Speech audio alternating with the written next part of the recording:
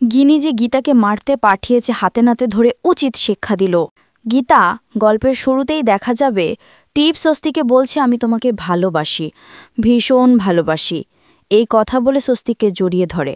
তখন স্বস্তিকে বলছে আমিও তোমাকে ভালোবাসি, ভীষণ ভালোবাসি, আমার থেকে তোমাকে কেউ আলাদা করতে পারবে না। আর ঠিক তখনই সেখানে গিনি চলে আসে। গিনি এসেই বলছে সরি, আমি আসলে এই টাইমে আসাটা উচিত হয়নি, আমি চলে যাচ্ছি। তখন টিপ বলছে না, কোনো সমস্যা নেই, তুমি এসো।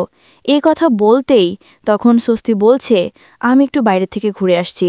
এই কথা বলেই সেখান থেকে চলে যায়।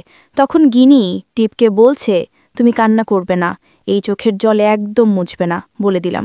টিপ বলছে তুমি কি বলতে চাইছো, আমি বুঝতে পারছি না।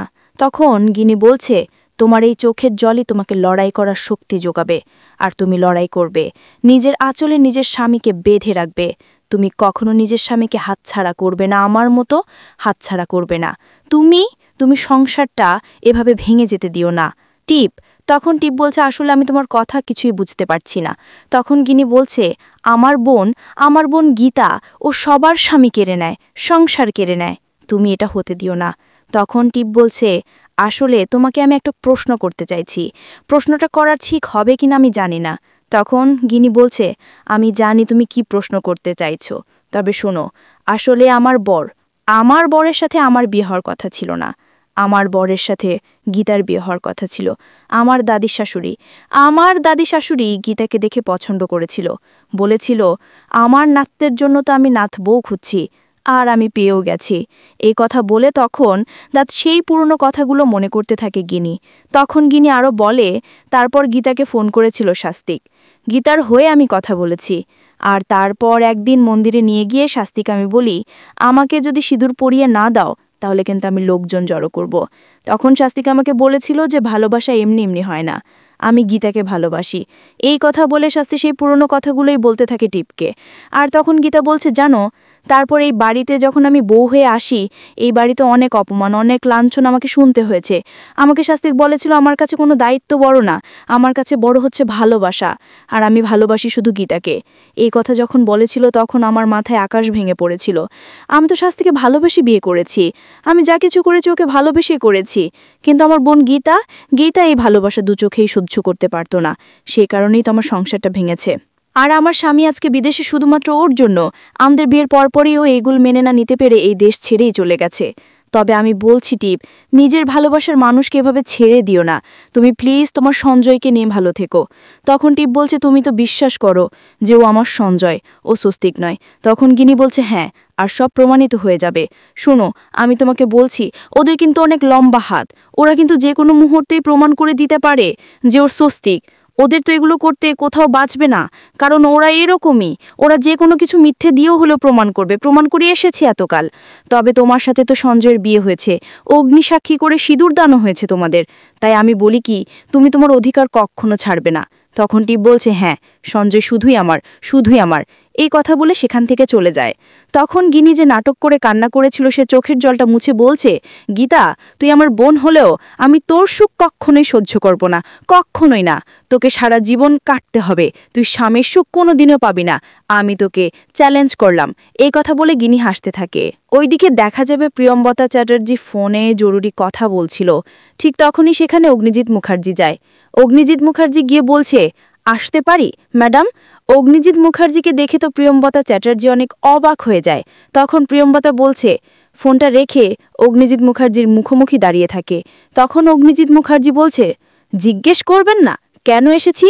তখন প্রিয়ম্বতা বলছে আমি তো জানি আপনি কোনো কারণ ছাড়া আমাদের বাড়িতে আসেননি, আপনার মতো নামি দামি একটা লয়ার আমার বাড়িতে এমনি আসেনি। তা আপনি বসুন, বসে কথা বলে চা নেবেন না কফি নেবেন।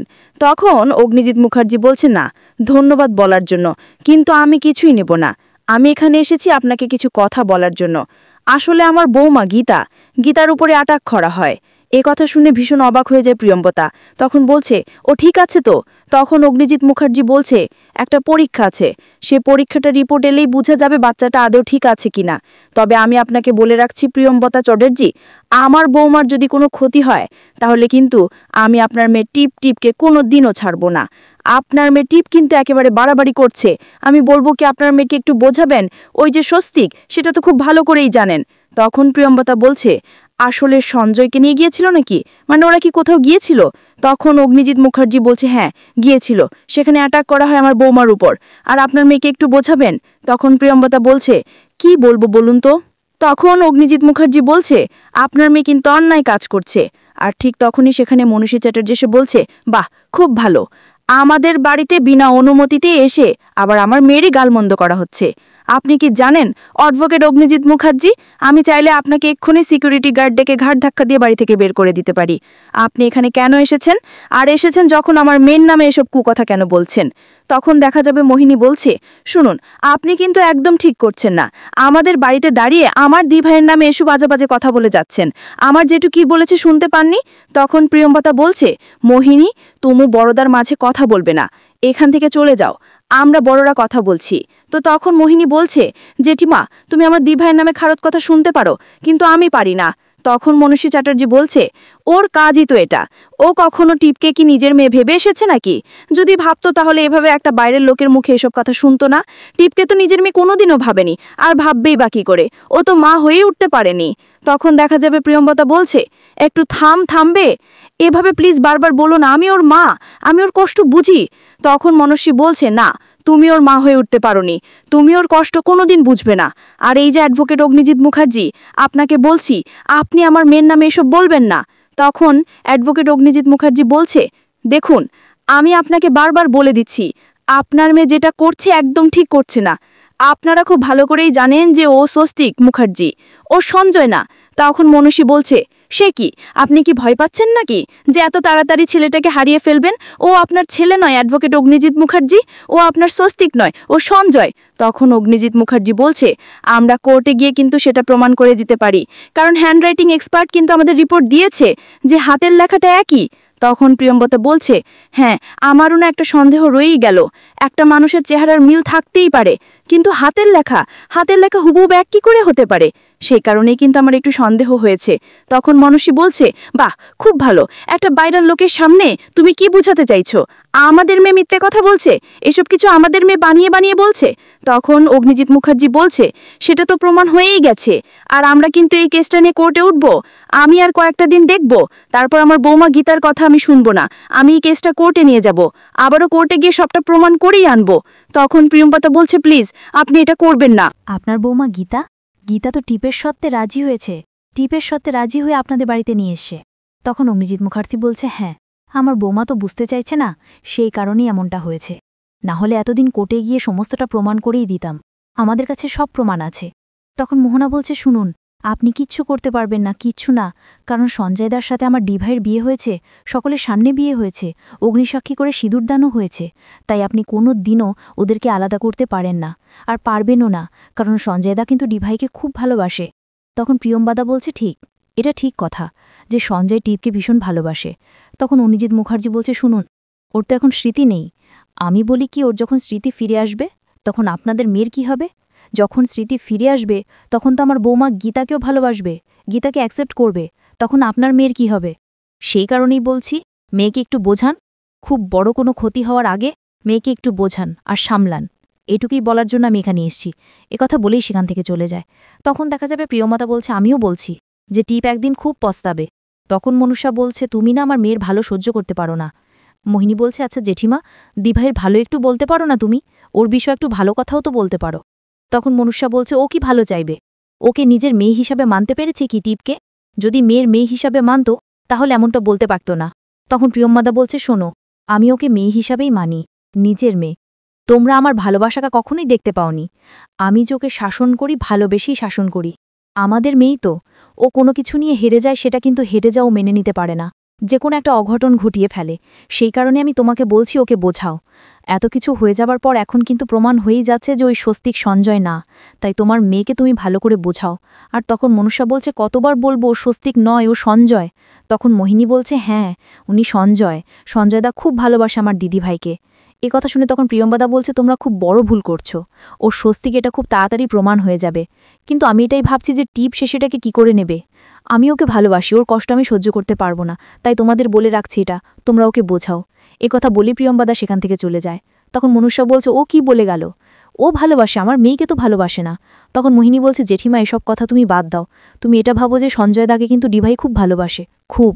এ কথা শুনে তখন মনুষ্য বলছে, হ্যাঁ, আমার মেয়ের থেকে সঞ্জয়কে কেউ কেড়ে নিতে পারবে না, সঞ্জয় শুধু টিপের।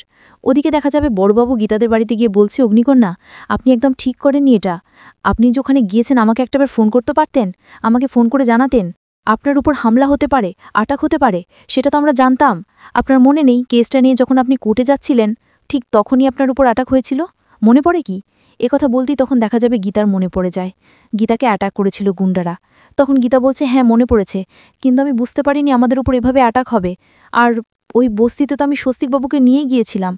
কথা বলতেই তখন দেখা যাবে বড়বাবু মেহিকার অঙ্কিতকে গিয়ে বলছে, আপনারা তো সেখানে গিয়েছিলেন, আপনারাও তো একটাবার ফোন করতে পারতেন আমাকে। তখন মেহিক বলছে, আসলে বড়বাবু, এত তাড়াতাড়ি এসব কিছু হয়ে গেছে, আমরা কিছু বুঝে উঠতে পারিনি। তখন অঙ্কিত বলছে, হ্যাঁ বড়বাবু, যদি আপনি ওখানে যেতেন তাহলে নিশ্চয়ই গুন্ডাদের ধরে আসল অপরাধীকে বের করতে পারতেন। তখন সেখানে অগ্নিজিৎ মুখার্জি গিয়ে বলছে, বড়বাবু, আমার মেজামাই একদম ঠিক কথা বলছে। আপনি যদি ওখানে যেতেন তাহলে নিশ্চয়ই আসল অপরাধীগুলো এতদিন ধরা পড়ত। কে পাঠিয়েছে আমার বৌমাকে অ্যাটাক করার জন্যে, মারার জন্যে, কে পাঠিয়েছে সেটা নিশ্চয়ই জানা যেত। তারপর দেখা যাবে অগ্নিজিৎ মুখার্জি বলছে, আমি কিছুই বুঝতে পারছি না, কে বা কারা বৌমাকে অ্যাটাক করেছিল। তখন গিনি বলছে, কেন? আপনারা তো সবকিছুই জানেন, সবকিছুই ধরে ফেলেন, তাহলে এটা কেন বুঝতে পারছেন না, এত প্রমাণ কেন পাচ্ছেন না? তখন অগ্নিজিৎ মুখার্জি বলছে, তুমি কি বলতে চাইছো গিনি? কি বলতে চাইছো? আমি কিছুই বুঝতে পারছি না। তখন গিনি বলছে, আচ্ছা সেখানে কয়জন গুন্ডা ছিল? কিরে গীতা, 3 জন ছিল তো, 3 জন গুন্ডাই তোদের উপর হামলা করেছিল। গিনির এসব কথা শুনে তো ভীষণ অবাক হয়ে যায় বড়বাবু। অবাক হয়ে গিয়ে গিনির দিকে তাকিয়ে আছে। তখন এসব কথা শুনে গীতা বলছে, দাঁড়া দিদি 1 মিনিট। আচ্ছা তুই কি করে জানলি সেখানে 3 জন গুন্ডা ছিল, আর 3 জন গুন্ডাই আমাকে অ্যাটাক করেছিল? তুই তো সেখানে যাসনি, তাহলে তোর সব জানার কথা না। তাহলে তুই এত কনফিডেন্টলি কি করে বলছিস যে ওখানে 3 জন গুন্ডাই ছিল? তখন কথা শুনে অঙ্কিত বলছে, হ্যাঁ তাই তো। আচ্ছা গিনি বৌদি, তুমি কি করে জানলে যে সেখানে 3 জন গুন্ডা ছিল? এভাবে সত্যিটা মুখ ফুসকে বলে ফেলে গিনি। মনে মনে বলছে, এটা আমি কি করলাম? এবার গীতা তো সবকিছু ধরে ফেলবে। ওইদিকে এইসব কিছু শুনে গীতা তো বুঝে ফেলে এসব কিছু গিনিরই প্ল্যান। গিনি এভাবে গুন্ডা ভাড়া করে গীতাকে মারার প্ল্যান করেছিল। এদিকে গিন্নি তো এসব মুখ ফুসকে বলে ফেলার কারণে গীতা সব বুঝে গেছে। তো বন্ধুরা এবার যদি গিনিকে হাতে নাতে ধরে উচিত শিক্ষা দেয়, তোমাদের কেমন লাগবে কমেন্ট জানিয়ে যাও।